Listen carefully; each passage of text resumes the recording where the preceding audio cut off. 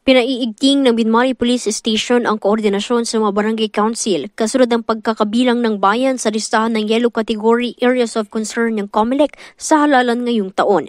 Sa eksklusibong prem ng IFM News Dagupan kay Binmari Deputy Chief of Police Captain Alexander Subsupin, ito ay bahagi ng mas pinaigting na police presence sa kanilang area of responsibility.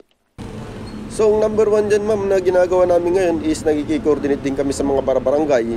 At inaalam din namin yung mga lugar kung saan nga pwede kami mag-focus. Pero so far, is maganda naman po yung kwan natin dito. Very manageable po ang sitwasyon natin dito ngayon sa Binmari. Iginiit ng opisyal na handa ang kanilang tanggapan sa pagbabantay sa publiko ngayong election period. Ang outlook po namin dito, ma'am, is possible, zero casualties, zero election-related incident. So, i-maintain lang po namin yung katamikan at kagaya nga po ng mga nagdaang election na nanatili limang peaceful itong ating bayan. So, we hope na ganun din po yung mangyari sa itong darating na election. Umaasa ang tanggapan na magiging mapayapa ang eleksyon ngayong taon sa bayan. Kasama mo mula dito sa IFM Dagupan, ito si Idol Drama Victorio, Tatak, IFM.